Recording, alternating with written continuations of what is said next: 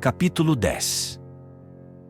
Jesus partiu daí e foi para o território da Judéia, do outro lado do rio Jordão. As multidões se reuniram de novo em torno de Jesus, e ele, como de costume, as ensinava. Alguns fariseus se aproximaram de Jesus. Queriam tentá-lo e lhe perguntaram se a lei permitia um homem se divorciar da sua mulher. Jesus perguntou: "O que é que Moisés mandou vocês fazer?" Os fariseus responderam: "Moisés permitiu escrever uma certidão de divórcio e depois mandar a mulher embora." Jesus então disse: "Foi por causa da dureza do coração de vocês que Moisés escreveu esse mandamento. Mas desde o início da criação, Deus os fez homem e mulher. Por isso, o homem deixará seu pai e sua mãe, e os dois serão uma só carne. Assim eles já não são dois, mas uma só carne. Portanto, o que Deus uniu, o homem não deve separar." Quando chegaram em casa, os discípulos fizeram de novo perguntas sobre o mesmo assunto. Jesus respondeu: "O homem que se divorciar de sua mulher e se casar com outra, cometerá adultério contra a primeira mulher. E se a mulher se divorciar do seu marido e se casar com outro homem, ela cometerá adultério."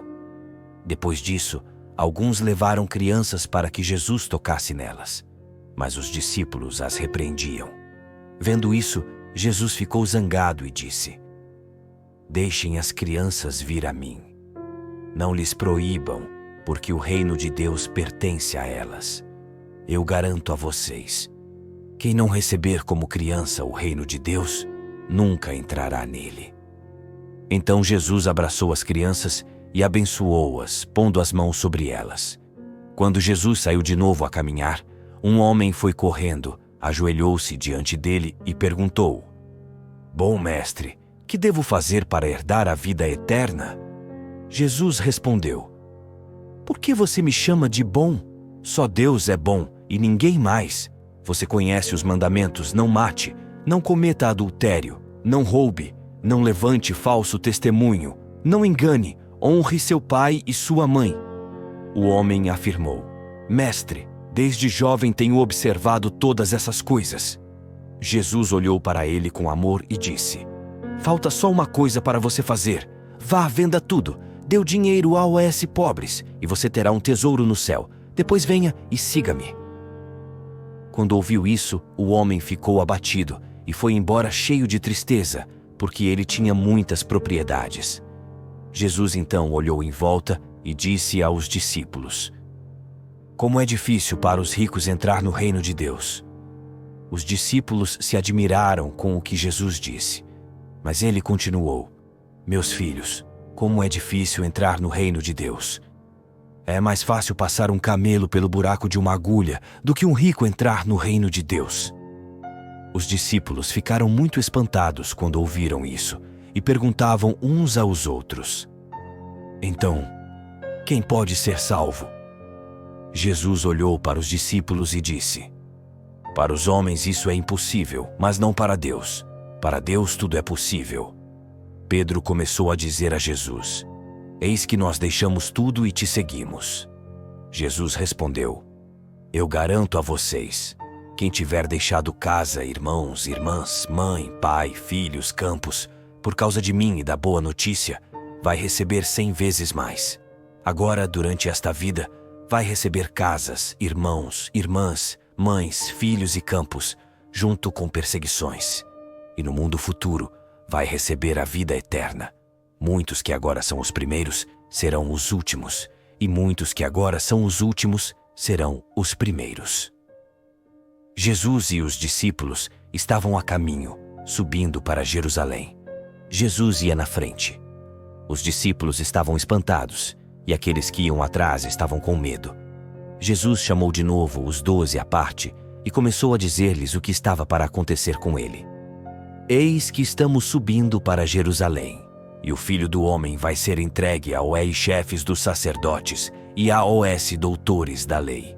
Eles o condenarão à morte e o entregarão aos pagãos. Vão caçoar dele, cuspir nele, vão torturá-lo e matá-lo, e depois de 3 dias ele ressuscitará."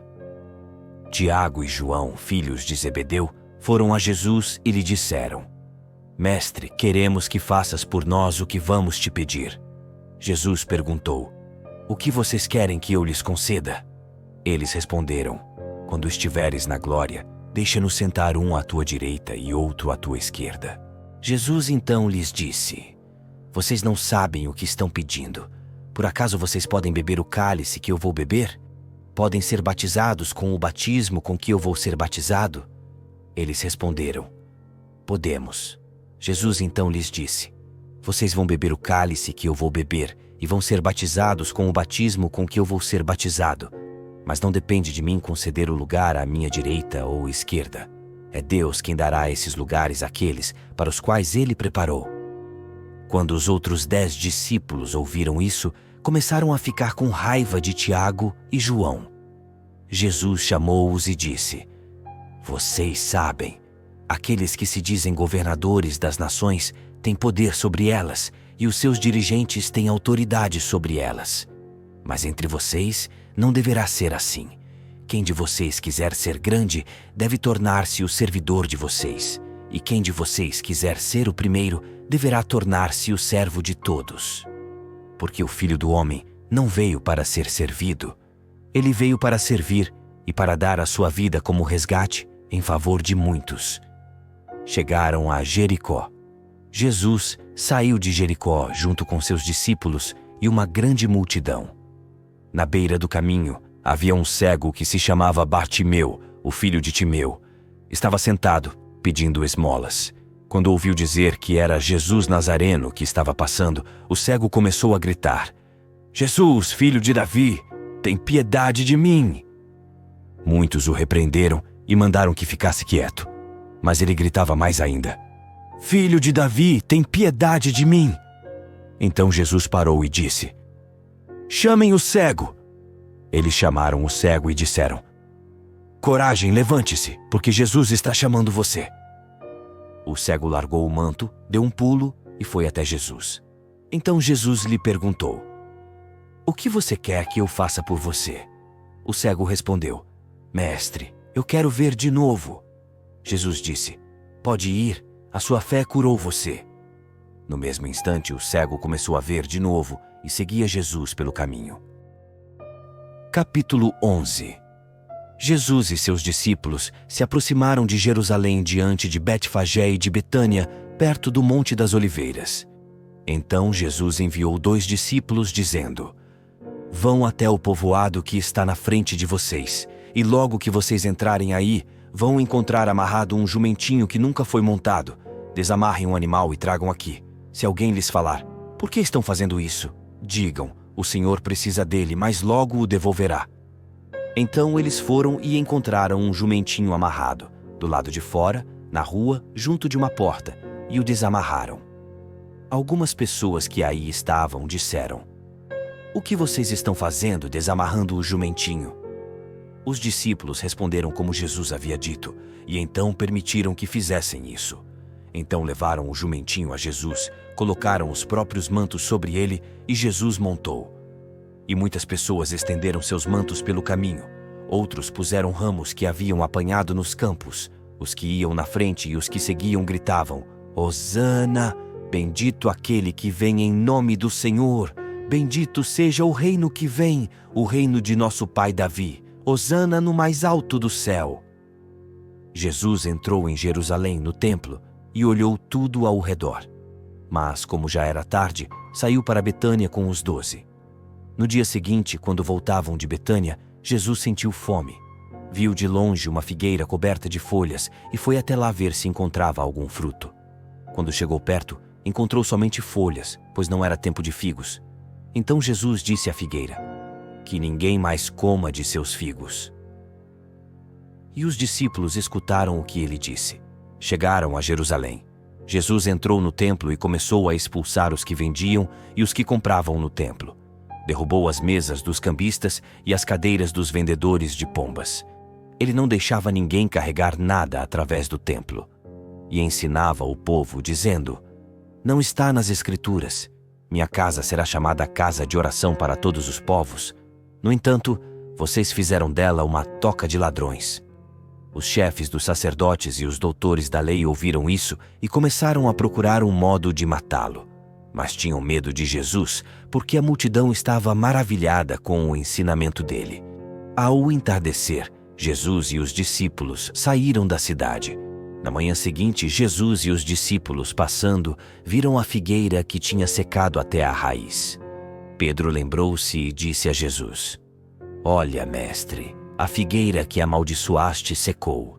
Jesus disse para eles: "Tenham fé em Deus. Eu garanto a vocês, se alguém disser a esta montanha, levante-se e jogue-se no mar, e não duvidar no seu coração, mas acreditar que isso vai acontecer, assim acontecerá. É por isso que eu digo a vocês, tudo o que vocês pedirem na oração, acreditem que já o receberam, e assim será. Quando vocês estiverem rezando, perdoem tudo o que tiverem contra alguém, para que o Pai de vocês que está no céu também perdoe os pecados de vocês. Mas se vocês não perdoarem, o Pai de vocês que está no céu não perdoará os pecados de vocês." Jesus e os discípulos foram de novo a Jerusalém. Jesus estava andando no templo, e os chefes dos sacerdotes, os doutores da lei e os anciãos se aproximaram dele. Perguntaram: "Com que autoridade fazes tais coisas? Quem te deu autoridade para fazer isso?" Jesus respondeu: "Vou fazer uma só pergunta. Respondam-me, e eu direi com que autoridade faço isso. O batismo de João vinha do céu ou dos homens? Respondam-me." Eles comentavam entre si: "Se respondemos que vinha do céu, ele vai dizer: então por que vocês não acreditaram em João? Devemos então dizer que vinha dos homens?" Mas eles tinham medo da multidão, porque todos consideravam João como verdadeiro profeta. Então eles responderam a Jesus: "Não sabemos." E Jesus disse: "Pois eu também não vou dizer a vocês com que autoridade faço essas coisas." Capítulo 12. Jesus começou a falar para eles em parábolas. Um homem plantou uma vinha, cercou-a, fez um tanque para pisar a uva e construiu uma torre de guarda. Depois arrendou a vinha para alguns agricultores e viajou para o estrangeiro. Na época da colheita, ele mandou um empregado aos agricultores para receber a sua parte dos frutos da vinha. Mas os agricultores pegaram o empregado, bateram nele e o mandaram de volta sem nada. Então, o dono da vinha mandou mais um empregado. Os agricultores bateram na cabeça dele e o insultaram. Então o dono mandou mais um e eles o mataram. Trataram da mesma maneira muitos outros, batendo em uns e matando outros. Sobrou para o dono apenas um, seu filho querido. Por último, ele mandou o filho até aos agricultores, pensando: eles vão respeitar meu filho. Mas os agricultores comentaram: esse é o herdeiro, venham, vamos matá-lo, e a herança será nossa. Então agarraram o filho, o mataram e o jogaram fora da vinha. Que fará o dono da vinha? Ele virá, destruirá os agricultores e entregará a vinha a outros. Por acaso vocês não leram na Escritura? A pedra que os construtores deixaram de lado tornou-se a pedra mais importante. Isso foi feito pelo Senhor e é admirável aos nossos olhos. Então os chefes dos judeus procuraram prender Jesus. Eles tinham entendido muito bem que Jesus havia contado essa parábola contra eles, mas ficaram com medo da multidão e por isso deixaram Jesus e foram embora. Então as autoridades mandaram alguns fariseus e alguns partidários de Herodes para apanharem Jesus em alguma palavra. Quando chegaram, disseram a Jesus: Mestre, sabemos que tu és verdadeiro, porque não dás preferência a ninguém. Com efeito, não levas em conta as aparências, e ensinas de verdade o caminho de Deus. Dize-nos, é lícito ou não pagar o imposto a César? Devemos pagar ou não? Jesus percebeu a hipocrisia deles e respondeu: Por que vocês me tentam? Tragam uma moeda para eu ver. Eles levaram a moeda e Jesus perguntou: De quem é a figura e a inscrição que está nessa moeda? Eles responderam: É de César. Então Jesus disse: Pois devolvam a César o que é de César, e a Deus o que é de Deus. E eles ficaram admirados com Jesus. Os saduceus afirmam que não existe ressurreição. Alguns deles foram até Jesus e lhe propuseram este caso: Mestre, Moisés escreveu para nós: se alguém morrer e deixar a esposa sem filho, o irmão desse homem deve casar-se com a viúva a fim de que possam ter filhos em nome do irmão que morreu. Ora, havia 7 irmãos. O primeiro casou-se e morreu sem ter filhos.